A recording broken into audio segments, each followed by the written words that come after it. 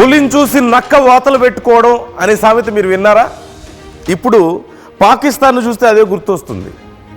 Bharat Russia సంబంధాలు చూసి పాకిస్తాన్ కూడా భారత్కి దగ్గరైన రష్యా మాకు దగ్గర అవదా, మాకేం తక్కువ అని చెప్పేసి భారత్ అనే పులిని చూసి ఈ పాకిస్తాన్ అనే ఒక గుంట నక్క వాతలు పెట్టుకోవడానికి ట్రై చేసింది. చివరికి ఏమైంది? ఒళ్ళంతా వాచిపోయింది. ఇప్పుడు రష్యాతో స్నేహానికి పాకిస్తాన్ పాకులాడుతుంది. పుతిన్ని కలిసేందుకు టర్కీకి వెళ్ళాడు పాక్ ప్రధాని షహబాజ్ షరీఫ్. షహబాజ్ను కలవడానికి కనీసం పుతిన్ ఆసక్తి కూడా చూపించలేదు.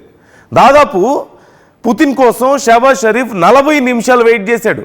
కూర్చొని కూర్చొని కూర్చొని విసిగెత్తిపోయి ఇక పుతిన్ రాకపోవడంతో టర్కీ అధ్యక్షుడు దగ్గరికి వెళ్ళి పుతిన్ అక్కడ ఉంటే అక్కడికి డైరెక్ట్గా భేటీలోకి వెళ్ళిపోయాడంట. ఆ లోపలికి అనుమతి లేకుండా వెళ్ళడంతో ఆ పుతిన్ సిబ్బంది ఏమో అతన్ని పక్కకి నెట్టేశారు. ఇది ఇప్పుడు సోషల్ మీడియాలో పెద్ద ట్రెండ్ అయిపోయింది. అనవసరంగా అవమానపడ్డం తప్ప ఏదైనా ఉందా? గతంలో చైనాలో కూడా మనం చూసాం.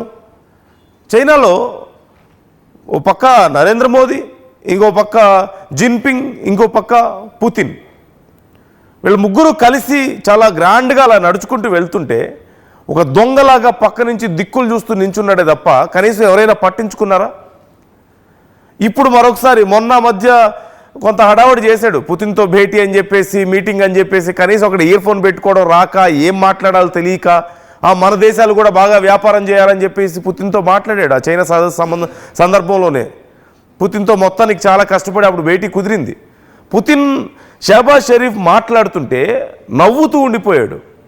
ఆ ఇయర్ ఫోన్ పెట్టుకోవడం రాక, ఎలా వాడాలో తెలియక ఆ విషయంలో కూడా ఇబ్బంది పడుతుంటే, కనీసం వాళ్ళ స్టాఫ్ వచ్చి ఆ విషయంలో హెల్ప్ చేయకపోతుంటే అంతర్జాతీయ వేదికల మీద పుతిన్ నవ్వుతున్నాడు.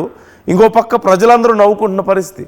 ఇప్పుడు ఏకంగా 40 నిమిషాలు కూర్చొని పుతిన్ రాక అక్కడ వేరే వాళ్ళతో మీటింగ్ ఉంటే అక్కడికి వెళ్ళి డైరెక్ట్గా వెళ్ళడం ఏంటి? There is a protocol.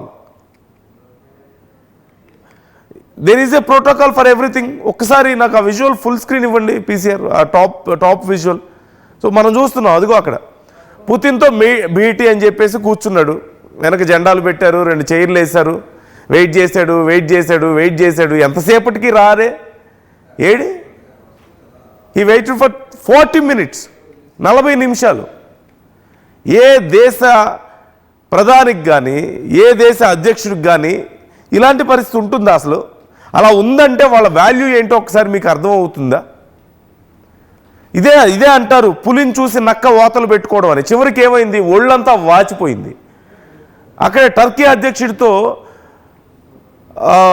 ఎర్డోగన్తో Putin భేటీలో ఉంటే డైరెక్ట్గా లోపలికి వెళ్ళిపోయాడంట. లోపలికి వెళ్ళిపోతే అక్కడ పుతిన్ స్టాఫ్, పుతిన్ సెక్యూరిటీ పక్కకి నెట్టేశారు. ఇంతకంటే అవమానం, ఇంతకంటే పరువు తక్కువ పని ఇంకేదైనా ఉంటుందా? సో దేనికోసం ఇదంతా? దేనికోసం ఈ పాకులాటంతా అంటే ప్రతి దాంట్లోనూ భారత్తో కంపేర్ చేసుకునే ప్రయత్నం. కంపేర్ చేసుకోవడానికైనా సిగ్గుండాలి కదా కొంచెమైనా. కనీసం అర్హత అయినా ఉందా పాకిస్తాన్ని కంపేర్ చేసుకోవడానికి? భారతదేశంలో ఉన్న వాళ్ళే చాలా సందర్భాలు భారతదేశ పౌరులే చాలా సందర్భాల్లో పాకిస్తాన్తో భారతదేశం కంపేర్ చేసుకోవడం ఏంటి, మనకు సిగ్గుండాలని చెప్పేసి మనల్ని మనం విమర్శించుకుంటూ ఉంటాం. So that is their range. పాకిస్తాన్తో కంపేర్ చేసుకోవడం ఏంటి? కానీ పాకిస్తాన్ మాత్రం భారతదేశంతో కంపేర్ చేసుకోవాలని ప్రయత్నిస్తుంది. అసలు ఆ స్థాయి ఉందా? మనంతా ఎదగాలన్న ఆలోచన ఉండడంలో తప్పులేదు. మనం ఎలాగైతే అగ్రదేశాలను మించిపోవాలని ప్రయత్నిస్తున్నామో, ఇప్పుడు టాప్ 5లోకి మనం ఎలాగైతే వచ్చామో, అఫ్కోర్స్ జీడిపిలో మనం టాప్ 5లో ఉన్నాం. అట్ ద సేమ్ టైం మన కొనుగోలు శక్తి, purchasing capacity, higher purchasing capacity top 3లో ఉన్నాం మనం. అదిగో అక్కడ చూస్తున్నాం. చైనా సదస్సు సందర్భంగా ఓ పక్క మోదీ పుతిన్ మాట్లాడుకుంటూ వెళ్తుంటే అటు చూడండి ఎలా నించున్నాడు. కనీసం ముందుకొచ్చి మాట్లాడే ముఖమైనా ఉందా? అంత ధైర్యం ఉందా? అసలు ఆ వాల్యూ ఉందా అంతర్జాతీయ వేదికల మీద? ఏదో చూడండి, స్కూల్లో తప్పు చేసిన స్కూల్ పిల్లోళ్ళలాగా ఎలా నించున్నాడు, చిన్న స్టూడెంట్ లాగా, ఒక దొంగలాగా నక్కి అక్కడ నించున్నాడు. అండ్ పైన ఫోటోలో మీరు చూస్తున్నారు, ఈజ్ వెయిటింగ్ 40 minutes వెయిటింగ్ అంట. అక్కడ చివరికి ఏమైంది? Nothing happens.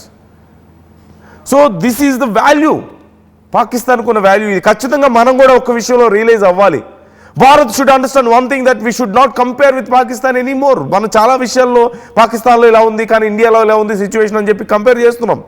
అంటే పాకిస్తాన్లో పాపం లేడీస్కి ఇంత దారుణంగా ఉంది సిచ్యువేషన్, ఇండియాలో చాలా బెటర్గా ఉందని మనం చెప్పుకుంటూ ఉంటాం. We cannot compare with Pakistan.